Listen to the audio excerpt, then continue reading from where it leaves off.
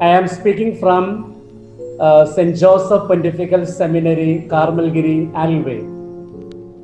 When we started this corona pandemic, we sat together to think what can we do during this pandemic for the outside world. And I personally got an inspiration to study the book of Revelation and to transmit audio clips. So the month of May, 22 days, I took only studying the book of Revelation, and every day transmitting the audio version of the book of Revelation chapter by chapter. Secondly, we started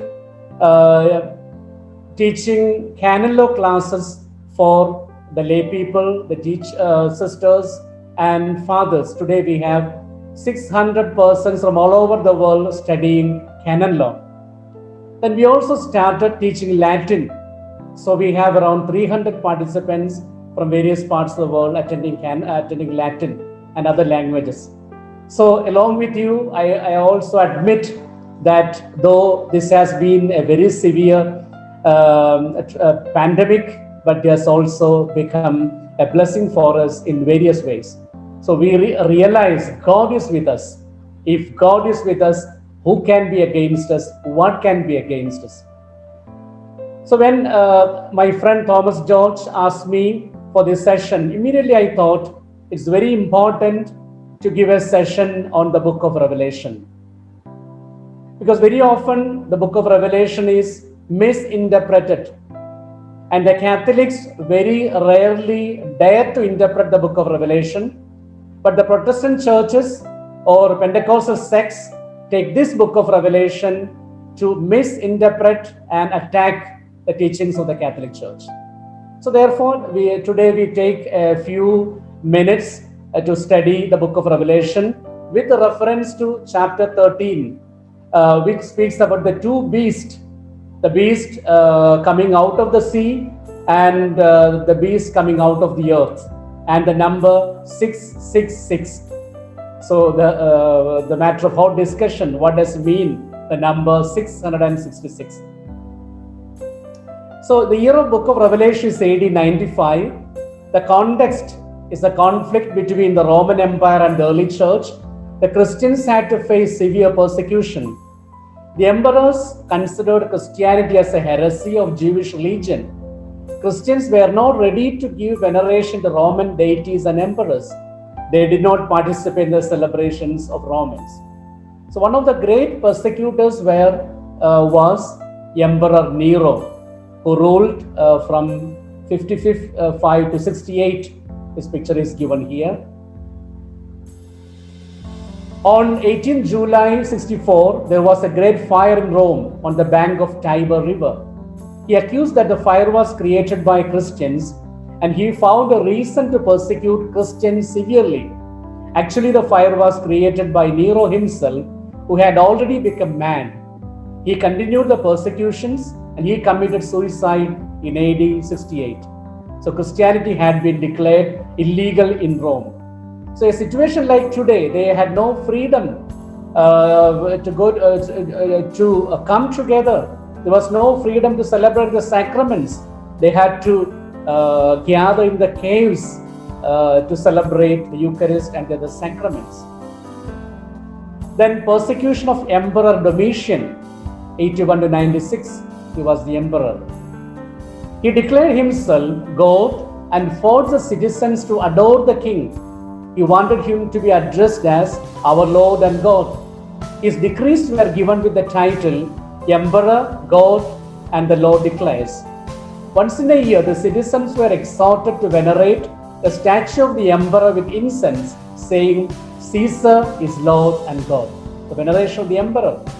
Those who did not oblige were considered atheist and anti-national. They had no right to live. See, imagine the early Christianity, how much they suffered, how they struggled to withstand their faith. Then, crisis within the church. They remembered prophecies of Jesus on the forthcoming persecutions for the sake of Jesus. They believed that Christ will come back soon. Paul too believed that the coming of Christ will be imminent. When the coming of Christ did not happen very soon, they tried to compromise religion with Roman Empire. They compromised between faith in Jesus and veneration of emperors. So they tried to compromise faith because they did not feel that Christ was coming very soon. They joined the feast and celebrations of the Romans. That was a crisis outside, a crisis within the church. Now, the author of the book of Revelation, I have a picture of St. John the Apostle, the beloved disciple of Jesus. St. John the Apostle, we read Revelation 1:1, 4:9, 22:8. St. John the Apostle is the beloved disciple of Jesus, and he is the brother of James. He was persecuted for faith and was exiled to the island of Patmos. He is considered to be the author of the Gospel of St. John and the book of Revelation. Now, literary style of the book of Revelation. It's a very unique literary style. It is called apocalyptic literary style. That means speaking through imageries, numbers, colors, pictures. Apocalypse in Greek means to reveal what is hidden. It was a literature prevalent in Israel between 200 BC and 100 AD. Books were written in apocalyptic literary style to give a liberative message to the people, but keeping it hidden from the authorities. See, the uniqueness of this literary style is those who listen and whom we aim at, only they will understand. Nobody else will understand the meaning. That's why it is very, very difficult to understand the imageries of the book of Revelation. We need correct interpretation of the images. Now, what are the characteristics of the book? So this book, first of all, gives the picture of an image of a two-world view, this world and the world to come. This world is captured by evil powers. Emperors are agents of Satan and enemies of God. But God will begin a new world, destroying all evil powers. Second, Revelation speaks about end of the world. So how will be the end of the world? Thirdly, it speaks of end is imminent. At any time, end can happen. Fourth, resurrection of the dead and final judgment. So book of Revelation gives a clear picture about the resurrection of the dead. How will be our resurrection? Read Revelation. How will be our final judgment? Read the book of Revelation, clearly described. Then the reign of the Messiah. Finally, the ultimate victory is of the Lamb of God, the Messiah, clearly mentioned in the book of Revelation. Sixth, the characteristic, the imageries, the beautiful imageries, white holes, black holes, red holes, pale holes, so many other imageries, the numbers given in the book of Revelation. Very interesting when we enter deeply into the meaning of these imageries. 7, visions and voices. So St. John the Apostle standing in the island of Patmos, he's in exile, he sees visions and voices. 8th one, it speaks very much about angels and devils. Angel Michael. So the meaning of Michael is who is like God, the powerful angel who fought for Mother Mary in the heavens against the dragon and his angels. So it gives a clear picture of angels and devils. So this is an overall idea, a general introduction to the book of Revelation. So we have very short time, that's why I go so a little fast, but it's very clear, it's clearly written. So having this background, it is very interesting to study chapter by chapter. It has got 22 chapters, very interesting to study chapter by chapter, and we have to take time to study every chapter. It is full of meaning. But today I take only chapter 13 because it's a chapter of controversy, very much discussed, interpreted and misinterpreted. So it speaks about the first beast and the second beast, and number 666. So it's very important to know what the exact exegesis, what is the exact meaning. So what does it mean to me to my practical life? So that's what I am trying to explain. So here is a picture of the dragon. So with 7 heads, and there is you find a lady there. She is the great Babylon, the harlot, which is mentioned sitting on the dragon, which is explained in the book of Revelation. Now in this chapter, 2 beasts are narrated in this chapter. 2 beasts are narrated in this chapter. The first beast rising out of the sea. So this is the beast. You see the picture. The beast is coming out of the sea. That's the first beast mentioned in chapter 13. So then in the middle of the chapter, we read about the second beast rising out of the earth.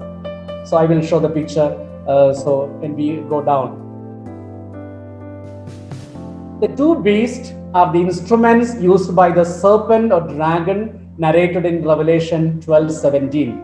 So Revelation chapter 12 speaks about Mother Mary who is pregnant, and there is a dragon standing before, trying to standing to devour the child whom she is going to deliver. So a dragon is explained in the book of Revelation chapter 12. So these 2 beasts are the instruments used by. So the dragon mentioned in Revelation chapter 2 is a serpent. It's a serpent, the Satan. So now these 2 beasts are instruments used by the serpent or dragon narrated in chapter 12. Both the beasts represent Roman Empire. The beast rising out of the sea is one who is carrying the great Babylon, the harlot, chapter 17:3. And the beast rising out of the earth is one who persecutes the believers. So one who is coming out of the sea is the Roman Empire, and one who is coming out of the earth are the political and religious leaders of that time. So these are imageries. So Roman Empire is pictured as wild beast to show the cruel, devilish nature of the empire. They are pictured with great similarity to the lamb. The war between, in the book of Revelation, we experience the constant tension, the war between God and Satan, Christ and the beast, witnesses of Christ and the angels of the dragon continues even today. Now we go verse by verse. Verse 1, we read, I saw a beast rising out of the sea. In the Bible, or at that time, sea was considered to be the abode of evil powers. So we read in Psalms and book of Gospel of Matthew. The beast coming out of the sea must be symbol of evil. In the book of Daniel too, the beasts are coming from the sea. So we understand sea was considered as the abode of evil, abode of devils. Now this beast having 10 horns, 7 heads, and on its horns were 10 diadems, on its heads were blasphemous names. In Revelation chapter 12 verse 3, the dragon, see in the chapter 12 also, the dragon, the symbol of Satan, had 7 heads, 10 horns, and 7 diadems on his head.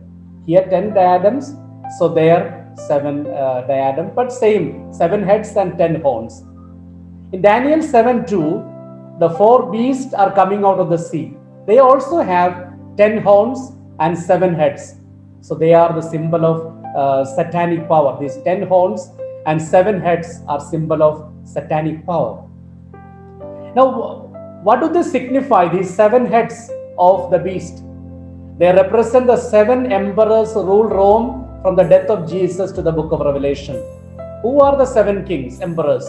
Tiberius, 14 to 37, Caligula, 37 to 41, Claudius, 41 to 54, Nero 55 to 68, Vespasian 69 to 79, Titus 79 to 81, Domitian 81 to 86. So these 7 emperors are symbolized by the 7 horns on this beast. Okay, 7 heads, 7 heads on this beast. Now, what do they symbolize? 10 horns. 10 horns. The number 10 includes these 7 above said 7 emperors and 3 heads of the soldiers from 68 to 69. The triple heads of the soldiers were Galba, Otho, Vitellius. So the 7 emperors and 3 heads of the soldiers. So they are symbolized by 10 horns of this beast. So we have 7 heads and 10 horns of the beast. So this is the way we interpret them.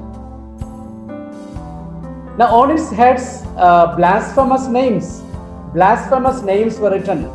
So what does it mean? Roman emperors called themselves God and forced the people of the empire to adore the king. Then see, here is the picture of the beast. The beast was like leopard, leopard, feet like bears, and mouth like lions. And the dragon gave it all his authority. So here, the beast was like a leopard and feet like bears and mouth like lions. Okay, so 7 heads and 10 horns. See, Book of Daniel narrates of the 4 beasts coming out of the sea: leopard, bear, lion, and another beast. So all the 4 beasts are found in one beast here, which shows the evil power of the beast. Dragon gave it his power, his throne, and his authority. It shows that the king who claims himself God and empire which claims divine are both satanic. So in Book of Daniel, there are 4 beasts. Here all the 4 beasts are clubbed in one beast. Beast is the Roman Empire. So to show that it's so devilish and so satanic. So one of its heads seemed to have received a death blow, but its mortal wound had been healed. In amazement, the whole earth followed the beast. So there was a traditional belief that the Emperor Nero is dead, but he will come back to life with the help of the Parthians. People of the Roman Empire abandoned faith in God. They worshipped Satan and Roman emperors who were symbols of satanic powers. So Nero is dead, but he will come back and conquer Rome. That was their belief. They worshipped the beast, saying, "Who is like the beast, and who can fight against it?" So veneration of the Roman emperors was spreading very fast. At the same time, they affirmed that they adored the beast, but they realized it was devilish and satanic. The beast was given a mouth uttering haughty and blasphemous words, and it was allowed to exercise authority for 42 months. So the beast was given a mouth uttering haughty and blasphemous words. It was allowed to exercise authority for 42 months. So the real dragon, the Satan, gave authority to the beast. 42 months. So in Revelation, what does it mean 42 months? You may count it. So it means 3.5 years. So in book of Revelation, 3.5 years signify years of suffering and persecution. But at the same time, 3.5 years also signify it's a short time. It's a short time. 13.5. Then again we read in the book of Revelation, time, times, and half a time. 1 plus 2 plus half. It also means 3.5 years. Chapter 12, 14. Again we read 1260 days. It is so Mother Mary was protected in the desert 1160 days by God. That also almost 3.5 years in chapter 12 verse 6. So 3.5 years in the book of Revelation, 42 months or times of a time, 1260 days, years of suffering and persecution, but the time is short. our pandemic period. So it's a time of suffering, but the time is short. And the beast blasphemed against God, blasphemed against his name, blasphemed against his dwelling, and blasphemed against who dwell in heaven. And then it explains the war of the beast against the saints. Saints means even all those who believe in Christ. Against every tribe, against language, against people, against nation. So we experience the power of God, but there is the power of Satan. So waging war against all those who believe in Christ. But every inhabitant on the earth will worship the beast, whose name is not written in the book of life of the Lamb that was slaughtered. So it is very important that we strive and we remain just and we trust in God that our names are written in the book of life. So the beast is fighting with the people whose names are not written, who did not find their trust and protection in the hands of God. Then verse 10 speaks about the persecutions of the believers. If you are to be taken captive, into captivity you go. If you kill with the sword you must be killed. These are the prophetic words. Persecutions or death are unavoidable realities in the life of a Christian. They will be taken captive and be killed by the sword for the sake of Christ. So it foresees the persecutions the believers are going to confront in their life. Then here is a call for the endurance and faith of the saints. The saints, those who worship one God and who did not adore the emperors and satanic powers, called to endurance and faith. My dear friends, we are experiencing the great suffering during this pandemic period. But we believe in Christ, we believe in one God, we fight against the satanic powers which block all the liturgical worships and sacraments. We are called to endurance and faith during this pandemic period. Now, the chapter 13 speak about the second beast rose from the earth. See, I have a picture of the second beast. See, this is almost like the Lamb of God with two horns. See, the Satan appears like the Lamb of God to deceive people. Okay, it represents the false prophets, the religious authorities of that time, and other local political leaders who adored or worshipped the Roman emperors. So this is a picture of the second beast coming, rising from the earth. So almost like the Lamb of God, which comes to deceive people. Verse 11, another beast arose from the earth. It had two horns like a lamb, and it spoke like a dragon. It exercises all the authority of the first beast. It exercises all the authority of the first beast. That means the Roman and the local political leaders, religious leaders, false prophets, and they exercise the authority of the Roman emperors, the first beast, and makes the earth and its inhabitants to adore the first beast. The first beast represents the Roman Empire. The second beast represents the religious and political local rulers. They caused persecution in the name of the Roman Empire. The two horns symbolize that it was equal to the Lamb of God. It spoke like Satan. It forced the people to adore the first beast. So even today we know there are a lot of groups and people forcing our people to leave the faith of God and to adore Satan. So go after satanic worships. Verse 13, it performed great signs, even making the fire come down from heaven to earth in the sight of all. We know it was Elijah who brought fire from heaven. But this beast brings fire from heaven.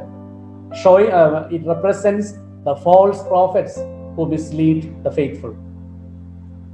It is allowed to perform on behalf of the beast. It deceives the inhabitants of the earth, telling them to make an image for the beast that had been wounded by the sword and yet lived. It allowed to perform on behalf of the first beast. It deceives the inhabitants of the earth, telling them to make an image for the beast, the first beast, Roman emperors that had been wounded by the sword yet lived. That is, it points to Nero. They performed everything on behalf of the beast. They deceived the people on the earth. They forced people to make an image of Nero. Making images was a part of the veneration of emperors. Now, 15th verse, it was allowed to give breath to the image of the beast so that the image could speak and cause those who would not worship the image of the beast to be killed. See, false prophets played a role to deceive believers. They could perform fake miracles. They caused the true believers to be persecuted and be killed. So, they played fake miracles and showed that giving breath to the image of the beast, giving life to the image of the beast.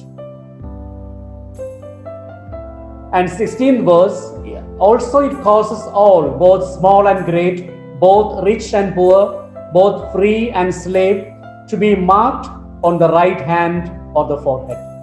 So it causes all, both small and great, both rich and poor, both free and slave, to be marked on the right hand or the. So they were forcing people to have a mark of the beast on the right hand or the forehead, so that no one can buy or sell who does not have the mark. That is the name of the beast or the number of its name. It was forcing to have a mark of the beast, mark of the devil on the right hand or on the forehead, so that everybody knows that they belong to the beast. So Roman emperors forcefully made the veneration of emperors mandatory. Mark on the right hand or on the forehead is a symbol of acceptance of the emperors as God. They forced the people to be marked on the right hand or on the forehead. Life was impossible for those who did not have the mark of the beast. See, at that time, they made life impossible for the people who did not have a mark of the beast. So the life of the Christians were so miserable, so challenging. They could not buy or sell. Mark of the beast is contrary to the mark of the Lamb of God. See, in the book of Revelation, we also speak about the mark of protection, the mark of the Lamb of God. Okay, the believers are called to take a position either with the Lamb of God or with the dragon and his angels. So today, even today, in the society which we live, every day is a challenge. Today, am I with the mark of God or am I with the mark of the beast? So every day we have to make a choice. Every moment we have to make a choice. We have to make sure that I take the position with the one true God against all evil, devilish powers of this world, of this society. Yeah. Now the last verse, 18, gives the number 666, number of the beast. Okay, so I have a picture of the beast. So 10 horns and 7 heads, the first beast, and it had this number on its head, 666. I hope you all see clearly the beast and the number. So very often this number is taken, and so the Pentecostal sects and other groups try to criticize church, and they say church is symbolized by this number. So I have even heard interpreting this number like this. But what is the meaning? What exactly the interpretation of this number 666?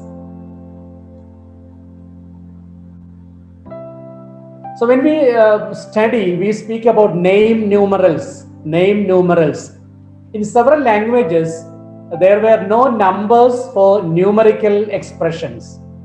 So they used the letters to express numbers. So in some languages, they used English or other letters to express numbers. This is called name numerals. They calculated the value of the letters. They calculated the value of the letters and arrived the name of the numerals. Value of the letters and arrived at the name of the numerals. Now, who is referred by the number 666? The most accepted answer is Nero Caesar. The most accepted answer by the theologians and biblical scholars. The number represents none other than Nero Caesar. So Nero in Hebrew we read Neron Kaiser. So in Hebrew it is written, it's a transliteration, N-R-O-N-Q-S-R, Neron Kaiser, pronounced Neron Kaiser.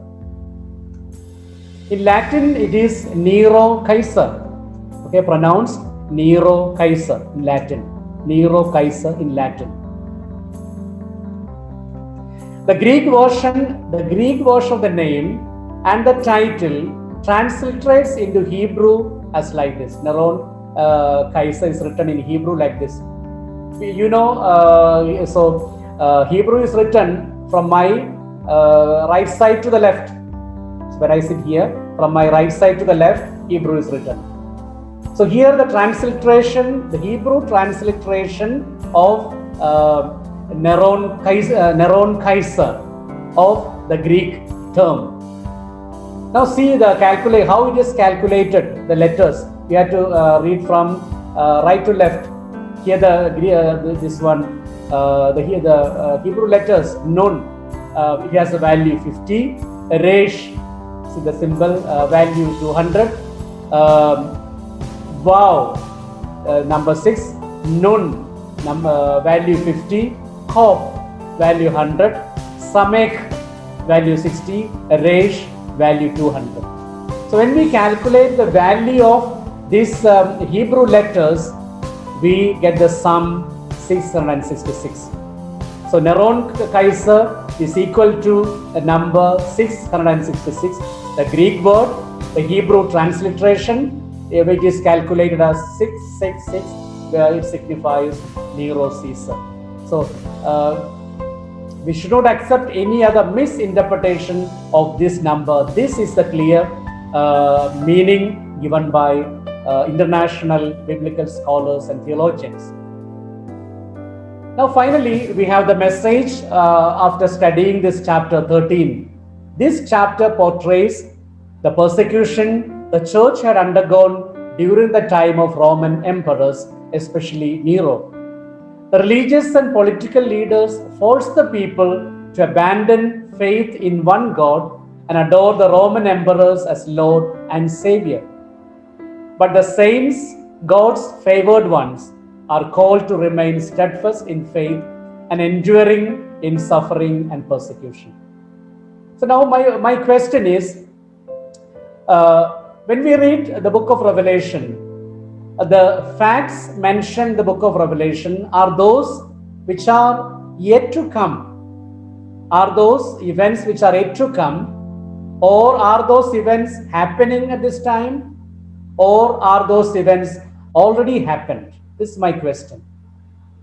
Then we should understand all the events, the pandemics explained in the book of Revelation, they are already happened, they are happening today, and they will happen again. So we have to understand the book of Revelation from the perspective of the past, from the perspective of the present, and from the perspective of the future. So only then we will really we will be able to understand the book of Revelation. So I complete the chapter 30, the general introduction of book of Revelation, chapter 13. Maybe I will take a few minutes, not much, but to conclude this discourse, taking a passage from chapter 1. So we spoke about the two beasts. Finally, I conclude what should be before our mind as believers in Jesus Christ. What should be the image of Jesus Christ in our mind? So in chapter 1, verses 9 to 16, John, the beloved disciple, had the vision of Christ. I hope you see the picture. Jesus, the real picture of Jesus standing in the midst of 7 lampstands. So we will go to the very short explanation and then we'll conclude. So John had a vision of Jesus on a Sunday. He heard a voice, and the voice said, "You write what you see." Then he turned, he saw the Son of Man. So in Patmos, he was so distressed and so tired. He was in exile. He had no freedom. He had nobody around. Nobody around him. He was so distressed. Then he gets the vision. Do not look up to the emperors. Look up to Jesus. Raise your head. Look up to Jesus. See the Son of Man, who is the Creator, who preserves, and who is the Almighty. And you will live and you will go ahead. So this Jesus, whom he saw, was clothed with a long robe. It is a dress of the priests in the synagogues. Then he understood Jesus is the real high priest. This Jesus had a golden sash across the chest. Golden sash across the chest was worn by high priests and kings. So Jesus is referred to St. John as the high priest and king. And the head and hair of Jesus are white as wool, white as snow. It's very strange. The Jesus whom John saw from Patmos, he had his head and hair like white as wool and white as snow. White as wool signifies age, antiquity. Jesus Christ is from the beginning. White as snow refers to sanctity, holiness. Jesus is equal to the Father.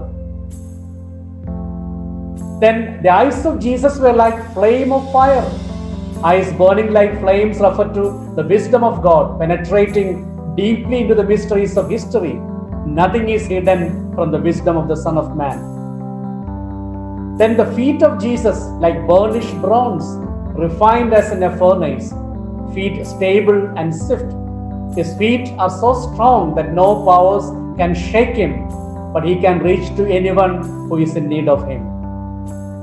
Voice like sound of many waters, the commanding voice of God. Whole creation listens to the voice of God. 7 stars in the right hand. 7 stars represent the 7 churches. Today we are historically the development of these 7 churches. So we are safe in the hands of Jesus. Sharp two-edged sword from the mouth, the word of God. The sword symbolizes the execution of the judgment of God. Face shining with full force like the sun, symbol of divinity of Christ. So these were the imageries he saw on the Son of Man. Then what was his response? So studying Revelation, this image of Jesus should be always before us. The powerful, almighty, the almighty power of God, the power of the Son of Man.